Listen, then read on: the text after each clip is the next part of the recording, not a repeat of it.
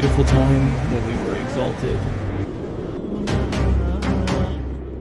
in which there was glory. It existed. They sent you to your doom, little one, but I came here to crush you.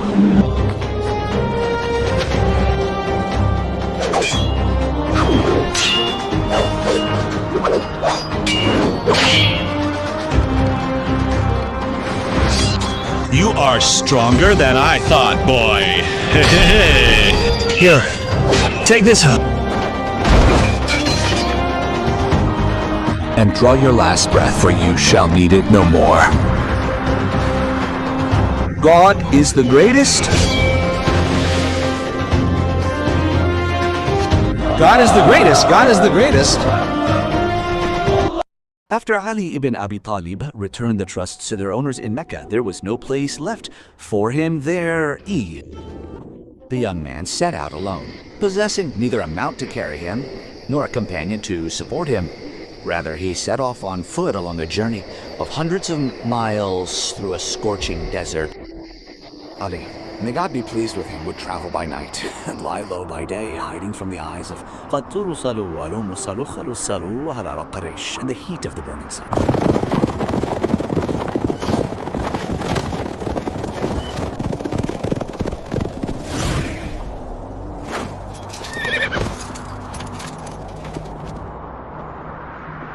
He has not gone far. Search the roads and watch the mountain pass. Perhaps we shall find Ali or one of Muhammad's companions.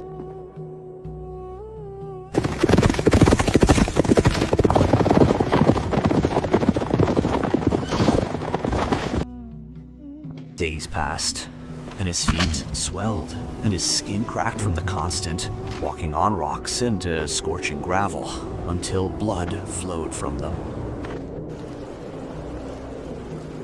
In Quba, the Prophet, peace and blessings of God be upon him, was waiting for the arrival of his cousin. Days passed and everyone was anticipating until the happy news arrived.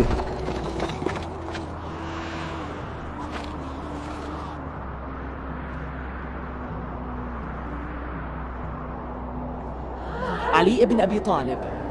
O people, tell the Prophet ﷺ, Ali ibn Abi Talib has arrived. The Prophet, peace and blessings of God be upon him, ordered that he be brought to him. It was said to him, he cannot walk. The Prophet, peace and blessings of God be upon him, went to him. When he saw him and saw the swelling cracks and blood on his feet, his eyes wept. Peace and blessings of God be upon him, out of mercy for him. Here, the Prophet's hand reached out and wiped his feet. His feet were bleeding.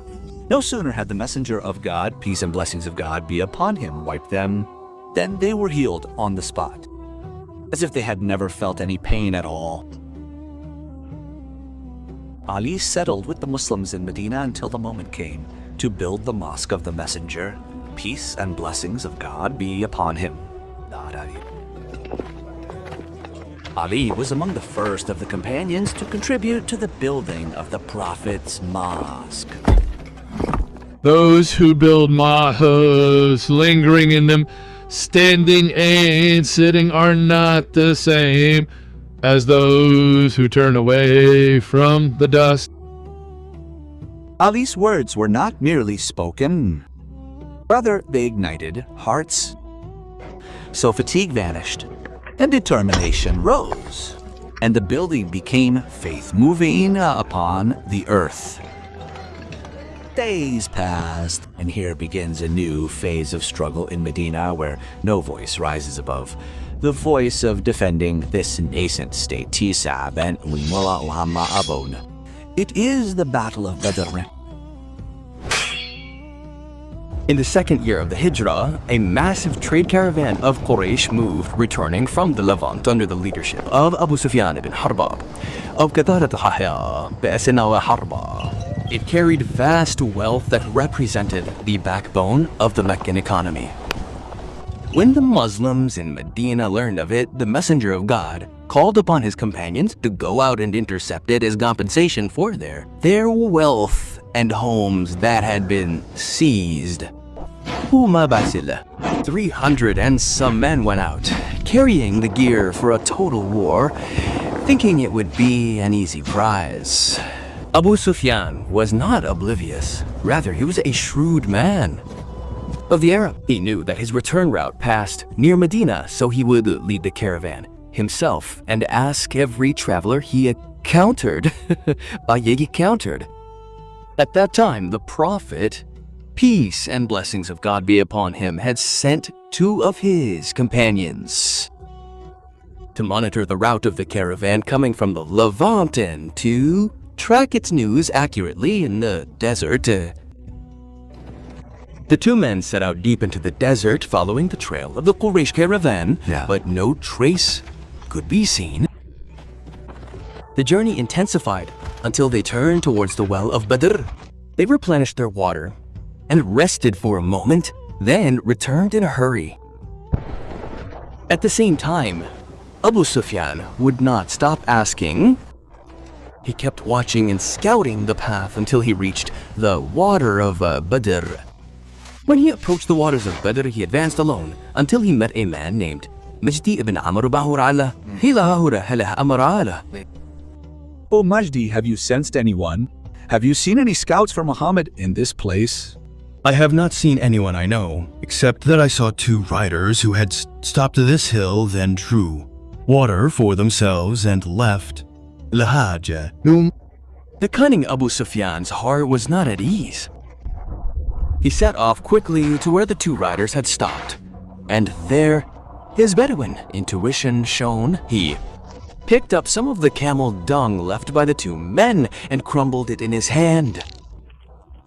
By God, this is fodder from Yathrib. These are Muhammad's scouts. The people are near us.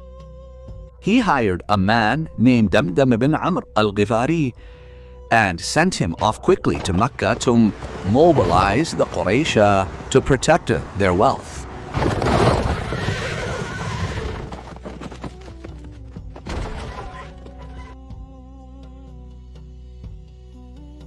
O people of Quraysh, your caravan, your wealth is with Abu Sufyan, and Muhammad and his companions have intercepted it.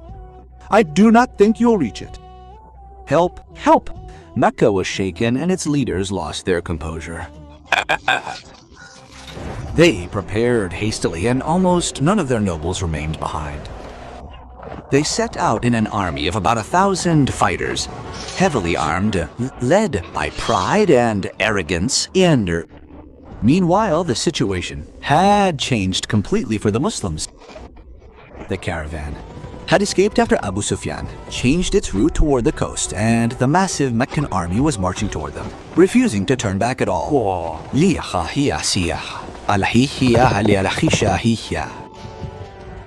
By God, we will not return until we reach Badr and stay there for 3 days slaughtering camels, serving food, drinking wine, and listening to the singing girls.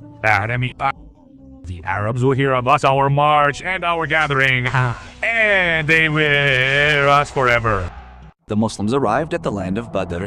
They found themselves facing the mobilized army face to face with the Quraysh army that had marched in its pride. And in those decisive hours that preceded the battle, the brilliance of military consultation and the integration between the leadership and the soldiers were evident as the role of the companions in drawing up the firm plan for the landing stood out. O messenger of God, do you see this place, is it? Is it a place that God has ordered us to occupy so we cannot move ahead of it or behind it, or is it a matter of opinion, war, and strategy? The Prophet, peace be upon him, answered him that it was a matter opinion, war, and strategy. Though Al-Hubab spoke with the tongue of an experienced, loyal military expert, relying on his knowledge of the importance of controlling water sources in battles. O messenger of God, this is not the right place. Move the people until we reach the water source closest to the enemy and occupy it. Then we will dam up the wells behind it. Build a basin, fill it with water, and then fight the people. We will drink and they will not. Your suggestion is an excellent opinion, O Hubab.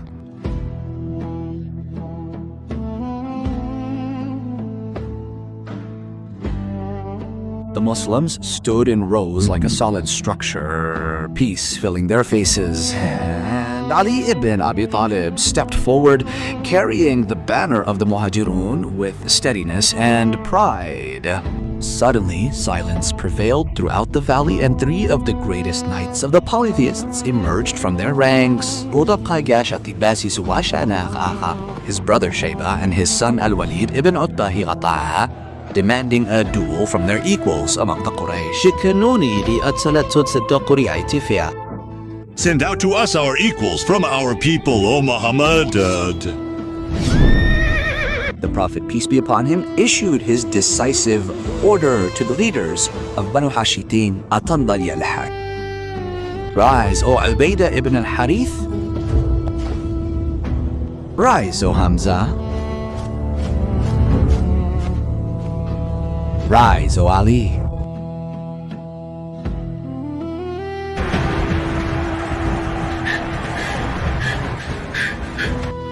The three advanced with steps that shook the earth.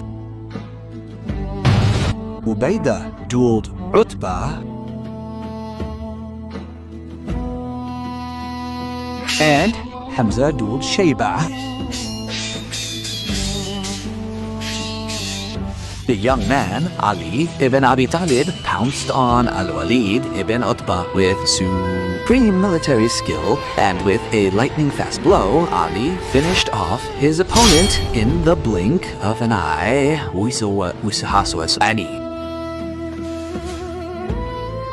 At the same time, Hamza had surrounded Shayba.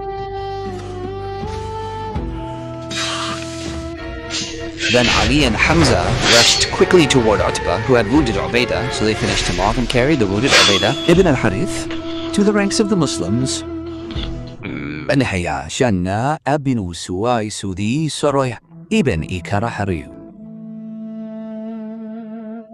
The anger of Quraysh ignited after their leaders were killed in the first minutes.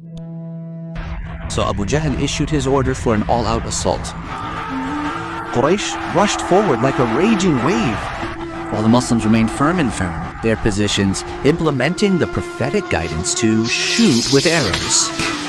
Until the Prophet, peace be upon him, cried out to them, rise to a paradise.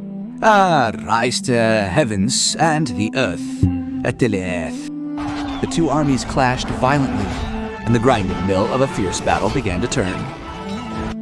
Ali ibn Abi Talib was moving through the dust like a hurricane, defending the sanctity of the faith with his sword and suppressing the arrogance of the polytheists. God supported his servants with angels, rank upon rank, and the forces of Quraysh collapsed. Their masses fled, leaving behind their dead, led by the tyrant of Mecca, Abu Jahl. The great battle of Badr ended in a decisive victory.